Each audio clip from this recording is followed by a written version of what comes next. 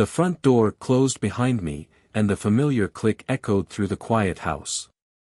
The kind of silence that wasn't exactly peaceful, more like the kind that makes you aware of every breath you take. I dropped my keys on the table, letting them slide across the smooth surface until they stopped at the edge. The living room looked exactly the same, neat, unassuming, almost too still. But she was here now, and somehow, that changed everything. She sat on the couch, cross-legged with a book resting in her lap. A small reading light cast a soft glow across her face. She didn't glance up immediately, but I felt her notice me, like some quiet radar always tuned in. I moved toward the kitchen, craving the cold edge of a glass of water, something to keep my hands occupied. The air felt thick.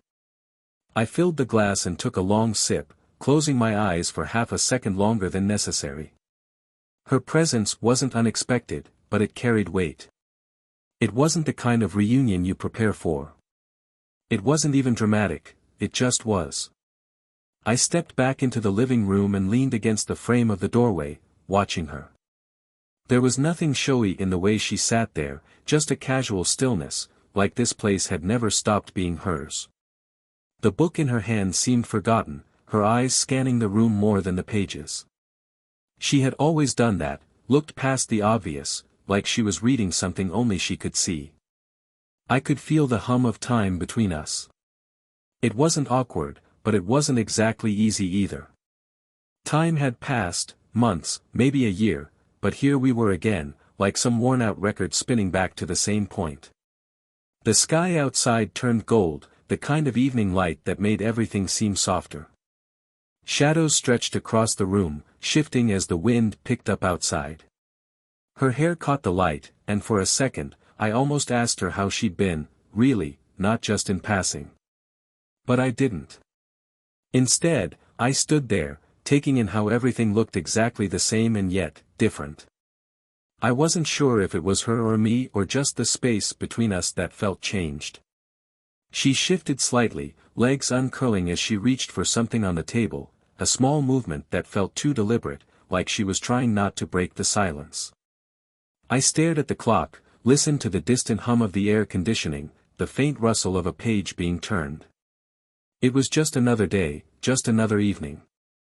But the way the quiet pressed in made it feel like something else entirely. The kitchen light flickered once before going steady.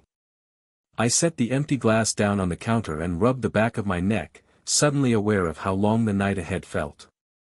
She moved from the couch and walked toward the stairs, her steps light but unhurried. I watched her without meaning to, like I was waiting for some sign, some shift in the atmosphere that would make sense of what I was feeling. As she disappeared up the staircase, I stayed there, still leaning in the doorway. The room felt different without her in it, less tense, but emptier.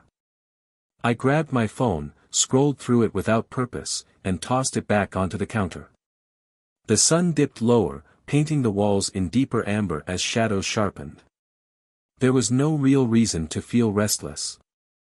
No reason for my pulse to be ticking faster. But as I stood there, listening to the faint creak of the floorboards above me, I realized the real reason I hadn't asked her anything. I wasn't sure I wanted to hear the answer. The next morning felt more like an echo of the night before, quiet, drawn out, but full of unspoken things. I woke up earlier than usual, though I didn't feel rested. My body was up before my mind could figure out why. The house was still, except for the soft hum of something, maybe the dishwasher someone forgot to run last night.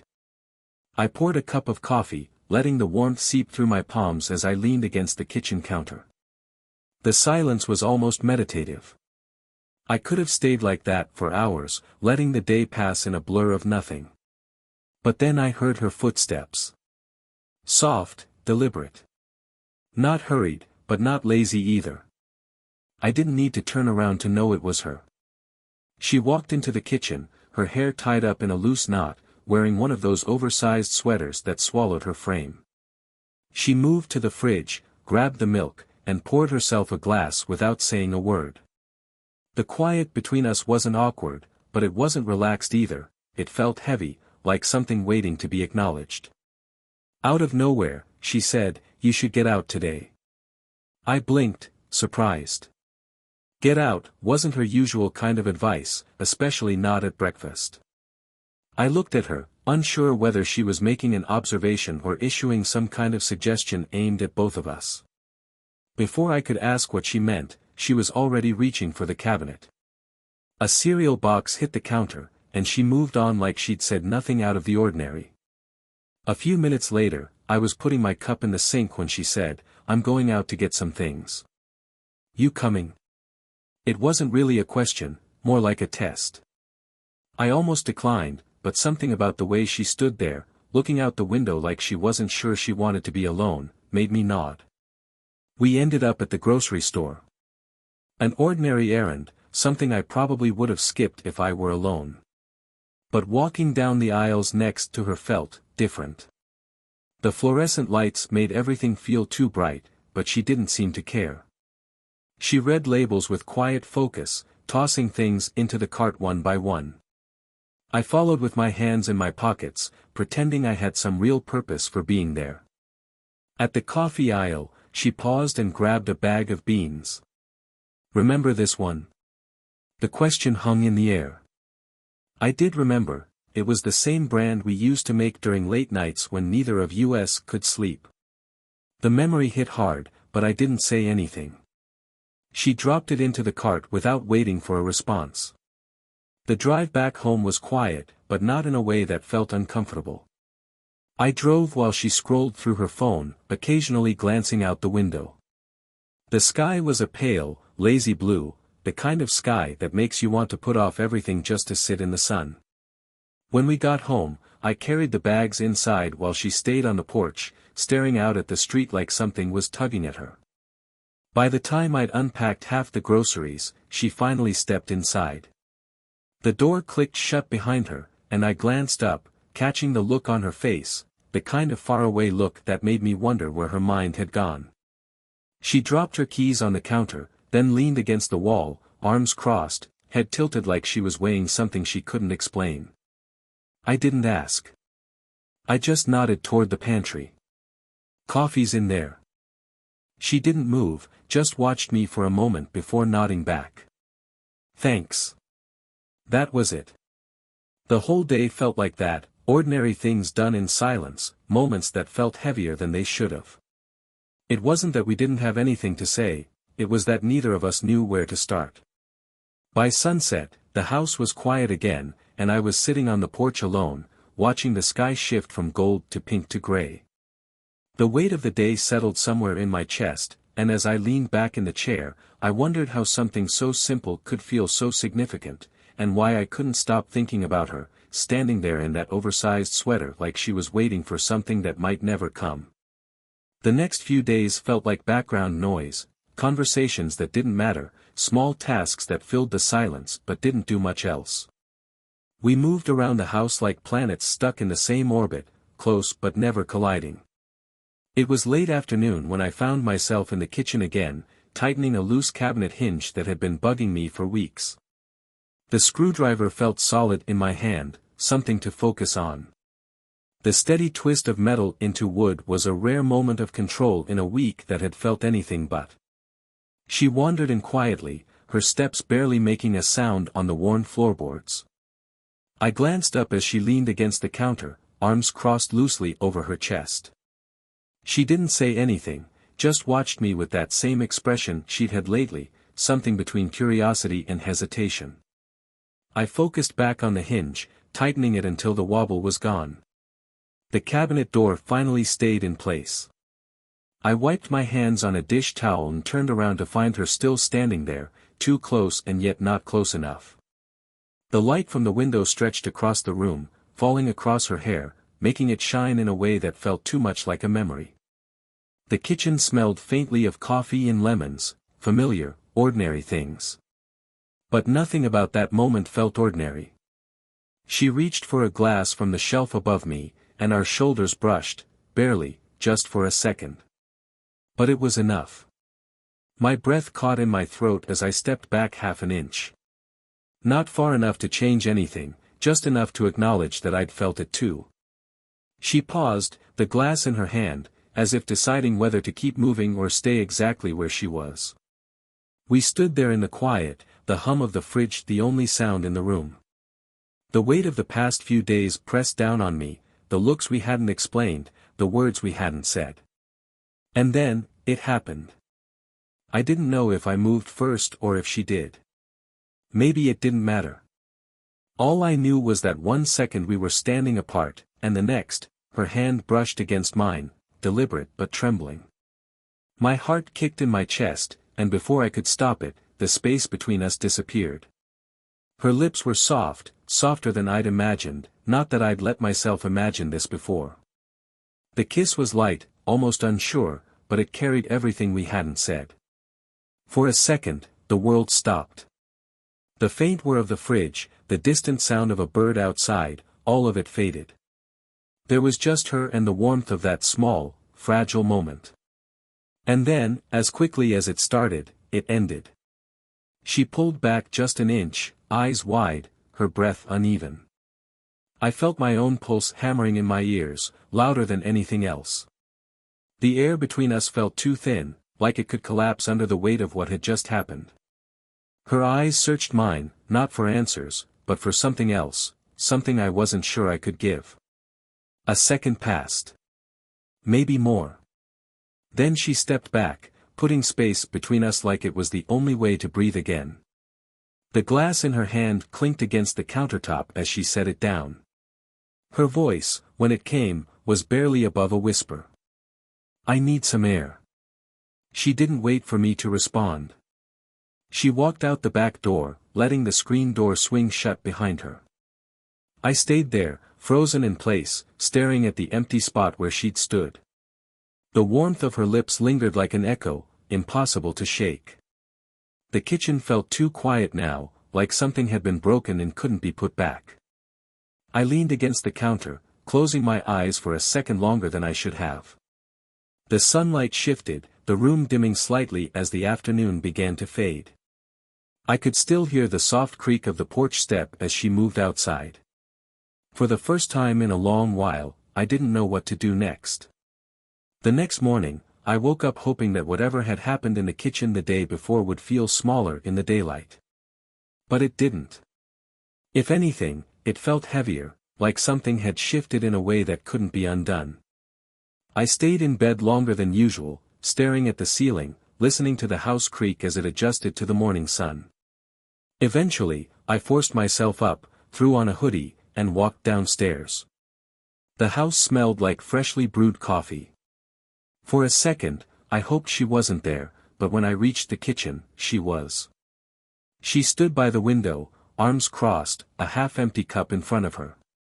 She wasn't looking at me. The awkwardness was immediate. I could feel it in the way the room seemed smaller, the air too still. I didn't want to address what had happened, not yet. Instead, I grabbed my own cup and poured the coffee slowly, hoping that somehow the mundane act would fill the silence. The coffee tasted bitter, but I swallowed it down and tried to focus on anything other than the weight in the room. I kept thinking she'd say something, break the tension with one of her usual dry comments. But she didn't. We moved around the kitchen like strangers forced into the same space, silent, careful not to touch, as if another accidental brush would send us spiraling again. By the time I finished my coffee, I couldn't stand it anymore. I set my mug down a little harder than I intended, the sound too loud in the quiet room. I grabbed my keys from the counter and muttered something vague about heading out for a bit. The sun outside was too bright, the sky too blue for how off-kilter I felt. I walked without direction, ending up at the small park a few blocks away. A couple of kids chased each other around the jungle gym, their laughter ringing out like background noise. I sat down on one of the benches, trying to clear my head, but my mind kept circling back to her. The way she had looked at me before she walked out yesterday. The way she hadn't looked at me at all today. I pulled out my phone and scrolled through old messages from my girlfriend. The last few texts felt distant, like they belonged to someone else's life. She'd sent me a photo of the sunrise a few days ago with a caption, "Miss you. Can't wait until the weekend." My chest tightened as guilt settled in, heavy and cold. I closed the messages and leaned back against the bench, staring up at the sky. A plane passed overhead, leaving a white trail behind it. It made me think of escape, of leaving, of what it would be like to hit reset on everything. After an hour of aimless wandering, I finally headed home. The house was quieter than before, almost oppressively so. I went straight to my room, dropped my keys on the dresser, and lay down, hoping that sleep would bring some kind of clarity. Instead, I stared at the ceiling until the shadows shifted with the setting sun. By the time I went back downstairs, the house was dimly lit, and the faint hum of the fridge was the only sound. She was still there, curled up on the couch with a blanket draped over her. The TV was on, but she wasn't watching it. Her eyes were distant, focused on some point far beyond the screen. I hovered by the doorway for a second, unsure if I should say something or keep my distance. Eventually, I took a seat in the chair across from her, sinking into the cushions like they'd suddenly doubled in weight.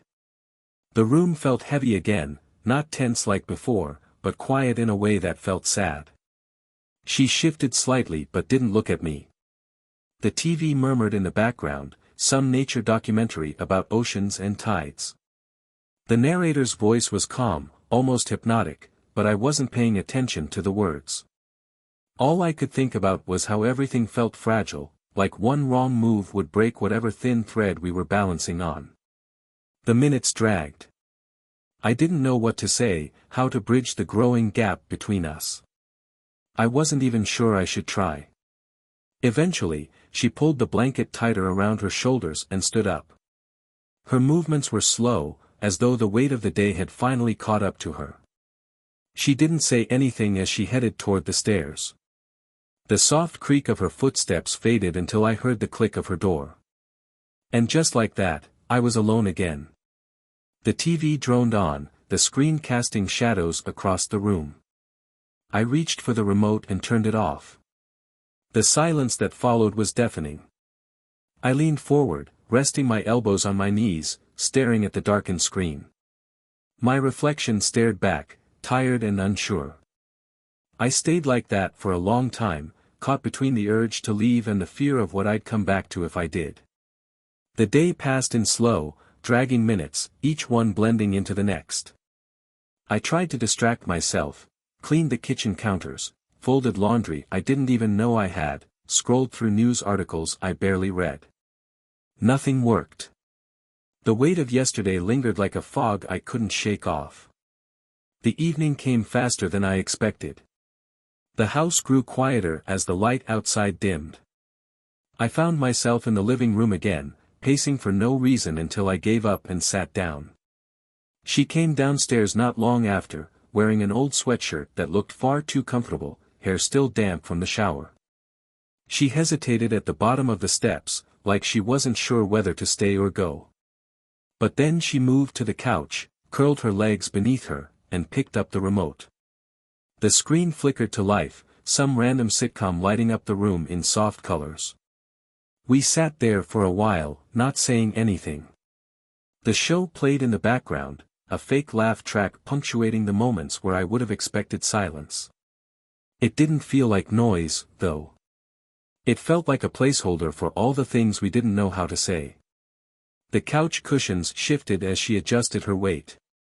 I glanced sideways at her and saw the same look I'd seen yesterday, like she was balancing on the edge of something.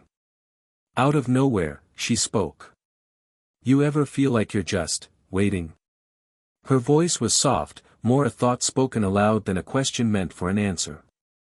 I didn't respond, because I knew exactly what she meant. Minutes passed. The room felt smaller again, the space between us shrinking in ways I didn't understand. My heart was thudding too fast, and I didn't know why, or maybe I did, but admitting it felt like stepping off a ledge. Then it happened.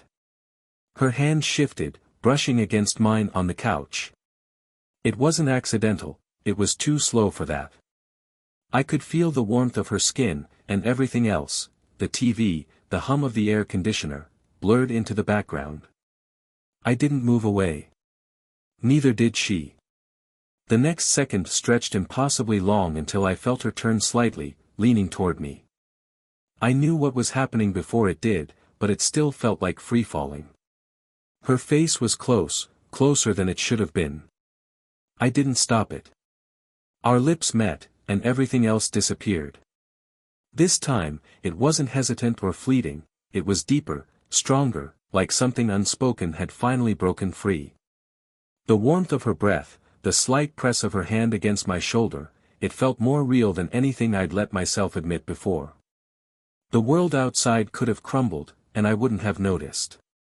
Her hand slid up to my neck, fingers brushing lightly as if she needed to hold on to something solid. I didn't know what I was supposed to feel, guilt, panic, but none of that came. Instead, it felt like everything made sense, just for that fleeting moment. When we finally pulled apart, my mind was spinning, but I didn't let go of her. She stayed close, her forehead lightly resting against mine as we both caught our breath. The room was quiet again, but it wasn't the same kind of silence as before. It was full, thick with something I wasn't sure either of us knew how to name.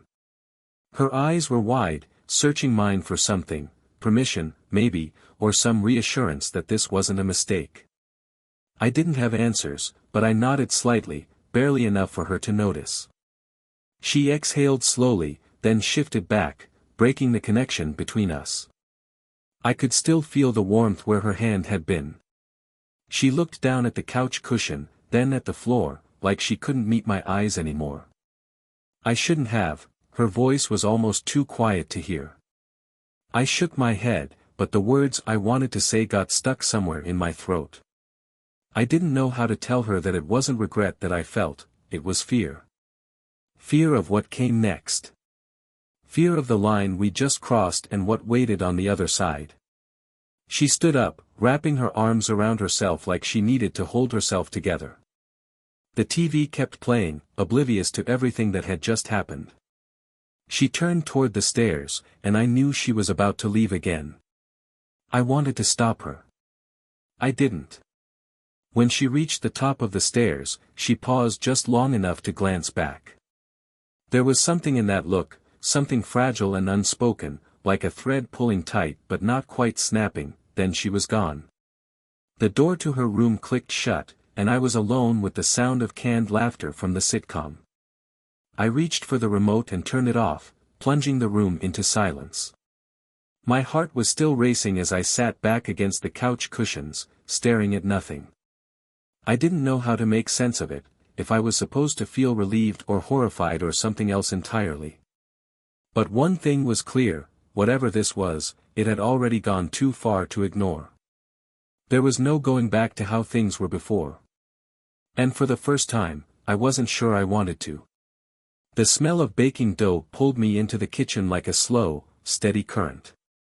She was there, standing at the counter, completely absorbed in her work. Her hair was tied back, a few loose strands brushing her face. The flour on her hands and arms made her look more at ease than I'd seen in days. I didn't plan to stay. Maybe grab some coffee and leave, avoid the quiet wait that had settled between us since last night. But I hesitated. Something about the scene pulled me in, the simplicity of it, the calm focus on something as ordinary as dough. Without looking up, she slid a piece of it onto the counter near me. A silent invitation. The dough was tougher than I expected, unyielding, resistant. My arms strained as I pushed the rolling pin across it. Every motion felt heavier, like I was working against something more than just flour and water. The dough stretched but didn't cooperate, pushing back with each roll. My focus narrowed until all I saw was the uneven surface beneath my hands. Then, in one sharp moment, it tore with a pop. A piece flew across the counter and landed squarely on her dress. She gasped softly, looking down at the white streak that bloomed across the dark fabric. For a second, neither of us moved. The absurdity of it settled first. Her lips twitched into a half-smile before she let out a breath of laughter. The kind that wasn't loud but warm enough to fill the room. I reached forward instinctively, brushing at the flour-covered dough stuck to her shoulder. My fingers caught more than fabric, they grazed her skin for the briefest moment. The air between us shifted. Slowed. Her laughter faded, but the warmth in the room didn't. My hand lingered a second too long before I pulled it back, realizing how close we were. Her eyes followed the movement, unreadable but steady. The world outside felt distant, just sunlight slanting through the window, dust motes floating lazily in the air. The smell of dough and warm flour hung between us, soft and familiar. But the moment itself was anything but. She took a step back, her hand brushing against the counter for balance. I turned toward the sink, gripping its edge as if the solid metal could keep me grounded. The silence between us was full, thick with something that had no name. The dough still lay there, unfinished, half-stretched and torn. But neither of us moved to fix it. The task felt meaningless now, like we'd crossed into something else entirely, something fragile and unspoken. A breeze shifted the curtains. Time seemed to start again, slow at first, then steady. I heard her footsteps as she left the kitchen, light but deliberate, like she needed space. I stayed behind, staring at the torn dough, trying to convince myself that everything was still the same. But I knew better. The kitchen felt hollow after she left. The quiet pressed in from all sides, heavy with thoughts I didn't want to face. The torn dough sat there like a reminder of everything that had slipped out of control. I cleaned up slowly, rinsing the rolling pin, wiping down the flour-covered counter, stretching out the task just to keep my hands busy. But no amount of scrubbing could quiet my head. By the time I finished, the house felt even quieter. The kind of silence that settles after something shifts, leaving you unsure of where you stand. I grabbed my keys and stepped outside, hoping the fresh air would make things clearer. The late afternoon sun hung low, stretching long shadows across the sidewalk. The air was warm, but there was a chill under it, the kind that hinted at the end of summer. I walked aimlessly, past houses with bikes on the lawns, cars parked crooked in driveways, and the sound of a lawnmower humming somewhere down the street. I ended up at the park again without meaning to. The same worn bench called to me, and I sat down, staring at the empty swings swaying lazily in the breeze. A group of kids chased each other near the slide, their laughter bright and free, the way only a kid's could be. I leaned back, my hands draped over the bench's edges, head tilted toward the sky. My phone buzzed in my pocket, a dull vibration I almost ignored. When I finally pulled it out, I saw her name flash across the screen, my girlfriend's. Her last text from earlier still sat there, untouched, "Can't wait to see you this weekend." I stared at it until the words blurred, the guilt pressing hard against my chest. She had no idea what was happening, what was unraveling beneath the surface of my carefully constructed life. I hadn't responded to her yet, and now, I wasn't sure I could. I typed a few words and erased them. Typed again. "Me too. Drive safe." It was weak, but it was all I could give. I sat there a while longer, feeling the breeze push gently against my face, listening to the sounds of the world moving on without me. When I finally got back home, the house was still dim and quiet. I heard the faint creak of the floorboards upstairs and knew she was still here. I stayed in the living room, unsure if I should follow the sound or let the space between us grow wider. The thought of her up there, alone and probably replaying the same moments in her head, gnawed at me. But I stayed where I was, too paralyzed to make a choice. I turned on the TV, letting the noise fill the room, but I wasn't really watching. The colors flickered across the walls, casting shadows that stretched and shifted with the scenes. The minutes dragged until I heard soft footsteps on the stairs. She appeared at the edge of the room, hesitant, her expression caught between calm and something else, something fragile. She walked past me without a word, heading toward the kitchen.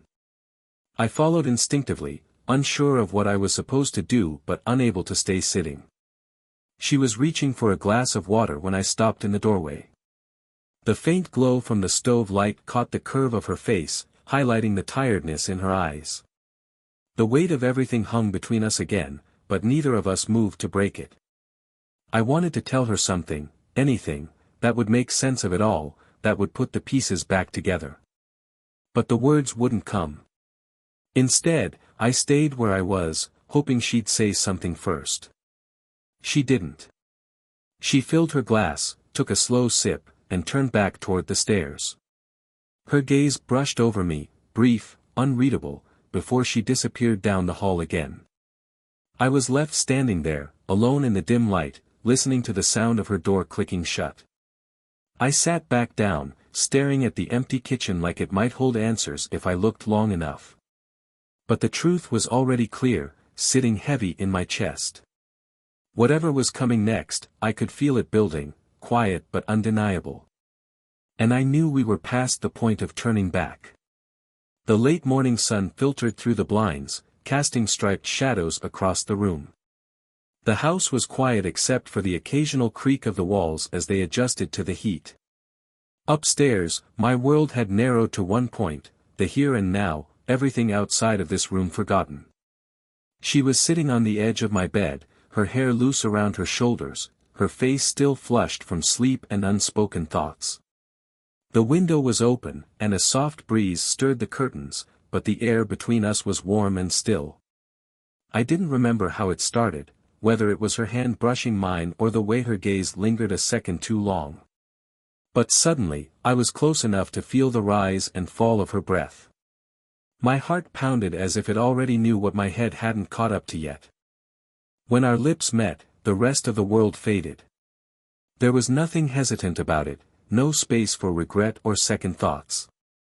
Her hand slid to the back of my neck, pulling me in closer. My mind was too clouded to think, too consumed by the gravity of the moment to sense anything beyond the way her touch anchored me. I didn't hear the sound of footsteps downstairs. I didn't hear the soft voices, the front door clicking shut, or the familiar hum of a familiar presence entering the house. I was too far gone.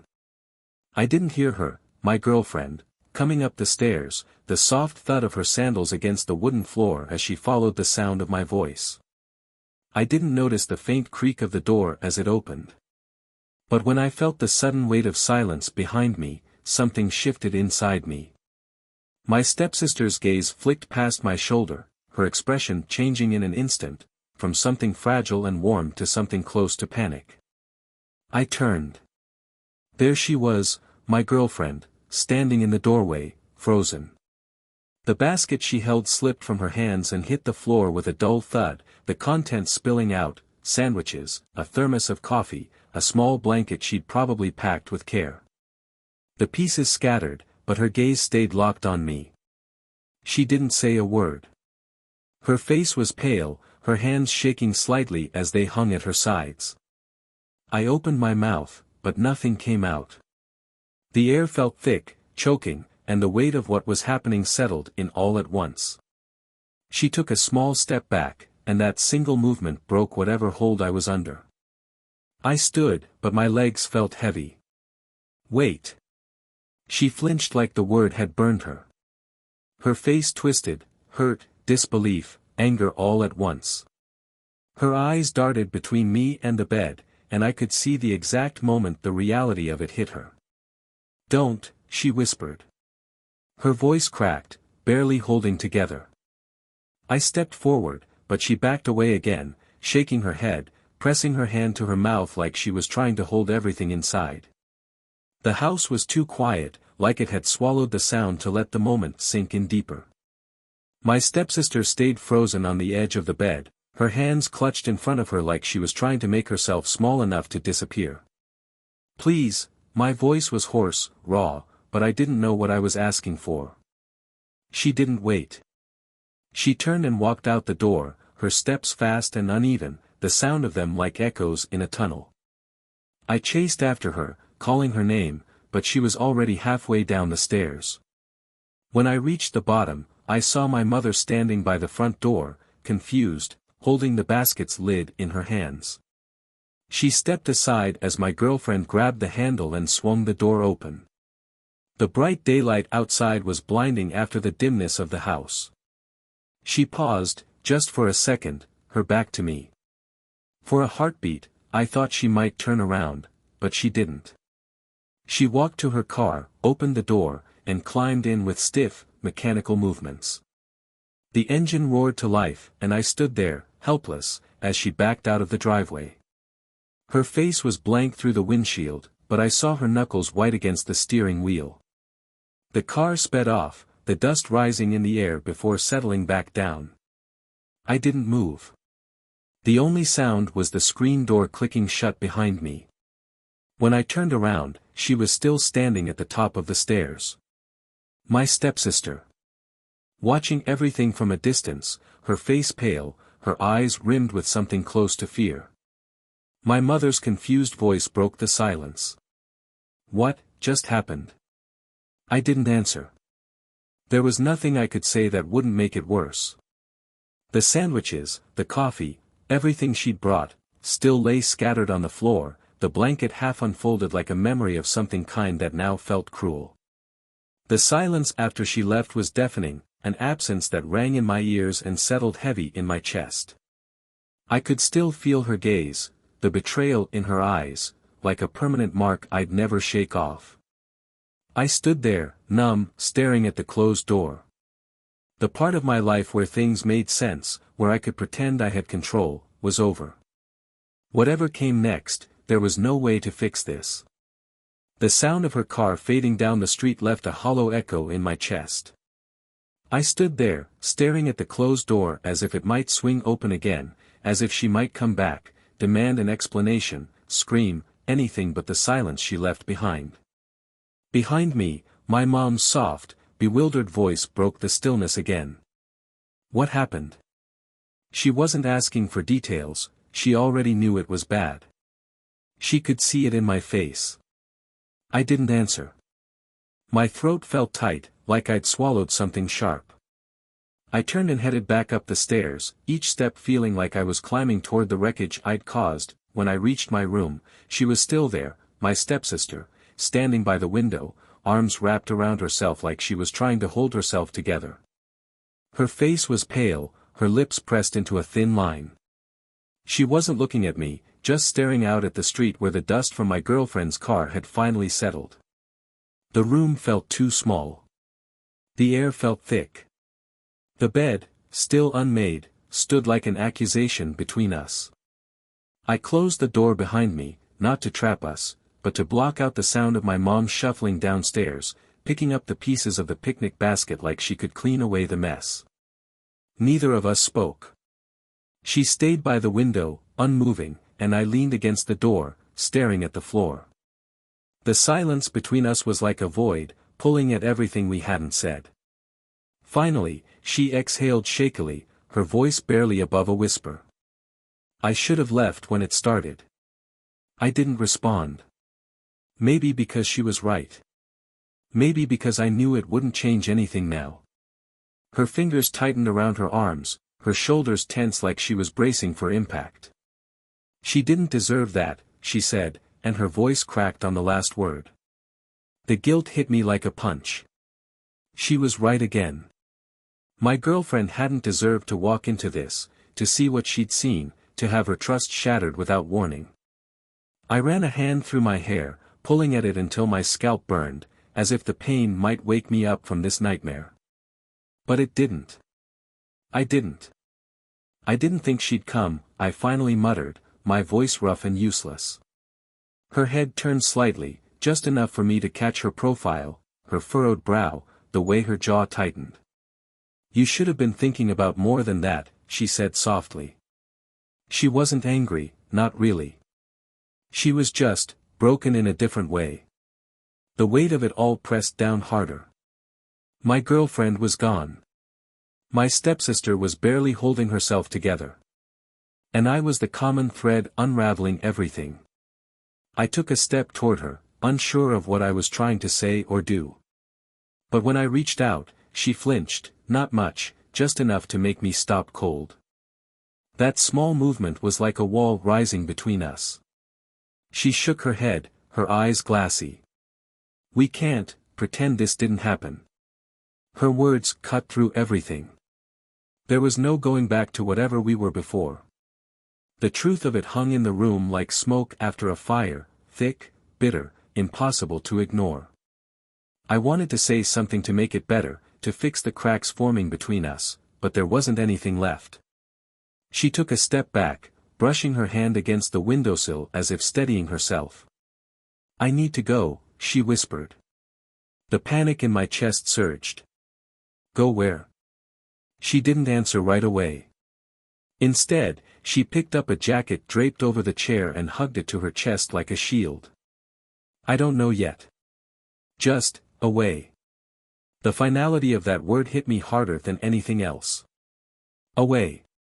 She walked past me, slow but certain, her gaze never meeting mine. When she reached the door, she paused, just for a moment. The air felt heavy, like we were standing at the edge of something irreversible. "I never wanted this," she said quietly, almost to herself. Neither did I. But wanting and doing were two very different things. I stepped aside, and she walked out. I didn't try to stop her. I just stood there, listening to her footsteps fade down the hall. The sound of the front door closing was softer this time, almost gentle, as if she wanted to leave without making a mark. But the space she left behind was huge. The room felt emptier than it ever had before. I sat down on the edge of the bed, staring at the floor until my vision blurred. The guilt, the regret, it all settled over me like a second skin I couldn't shed. I thought about calling my girlfriend. About running after my stepsister. About doing something, anything, to undo what had already unraveled. But I didn't move. I couldn't. The only sound was the hum of the air conditioning and the faint rustle of the curtains in the breeze. Everything else was quiet, too quiet. I leaned forward, pressing my hands to my face, and let the silence close in. The house felt heavy, like the walls had absorbed everything that had happened and were holding it inside. I sat by the window, staring at the faint reflection of myself in the glass, blurred by the setting sun. The room behind me was dim, quiet in a way that wasn't peaceful, it was hollow. Time moved slowly, each second stretching longer than it should have. My mind replayed everything, every word, every mistake, every glance that had led to this. The sound of her car speeding away, the door clicking shut behind my stepsister, the echo of my own heartbeat pounding in the silence. I stood and stepped outside. The air was cool, the sky painted with soft streaks of orange and violet. I leaned against the porch railing, listening to the distant hum of life carrying on, the faint bark of a dog, a lawnmower several streets over, the whistle of wind in the trees. The world hadn't stopped. But for me, everything had. Then I saw her. She was standing at the edge of the driveway, her arms folded loosely, her face calm but tired. My breath caught in my throat, not because I thought she'd come back to stay, but because I knew she wasn't here to fight. I walked down the steps slowly, gravel crunching under my feet as I approached her. She didn't move, didn't speak. She just stood there, looking at me with eyes that had already let go. The breeze shifted, carrying the faint scent of freshly cut grass. For a moment, we just existed there, two people who had once fit into each other's lives, now standing on opposite sides of a bridge that had already burned. She reached into her pocket, pulled out something small, and placed it in my hand. It was a key, the one to my apartment. I stared at it for a second before closing my fingers around the cold metal. Her message was clear, this was goodbye. She looked at me one last time, not with anger, not even with sadness, just with quiet acceptance. The air between us shifted, and then she turned and walked to her car. Her steps were steady, not rushed. I didn't follow. I didn't speak. I knew there was nothing I could say that would change the truth of what had happened. The engine started, and I watched as the taillights faded down the street until they disappeared completely. I stayed there until the night began to settle, the crickets waking up in the cool grass. The streetlights flickered on, casting long shadows across the pavement. When I turned back toward the house, she was there, my stepsister, standing in the doorway, her silhouette framed by the dim glow of the hallway light. Her face was unreadable, but her presence said everything. She stepped outside and stood by the porch railing, just a few feet away from where I'd been moments before. She didn't look at me, just stared out at the sky as the first stars blinked into view. The silence between us wasn't sharp, it was soft, like the end of a long story. Eventually, she spoke, not loud, barely above a whisper, more to herself than to me. "I'm leaving tomorrow." The words settled into the air between us, but I didn't move. I didn't ask where or why. I already knew. She let out a slow breath and stepped down from the porch, her bare feet brushing against the cool grass. She walked toward the driveway and stood in the same spot where my girlfriend had been minutes earlier, like she was chasing something invisible. For a while, we just stayed there, her in the shadows, me under the soft glow of the porch light. We didn't touch, didn't speak again. The weight of everything that had happened hung between us like a quiet truth neither of us could deny. She turned slightly, just enough to meet my gaze over her shoulder. There was no regret in her eyes, only the understanding that this was the end of something we shouldn't have.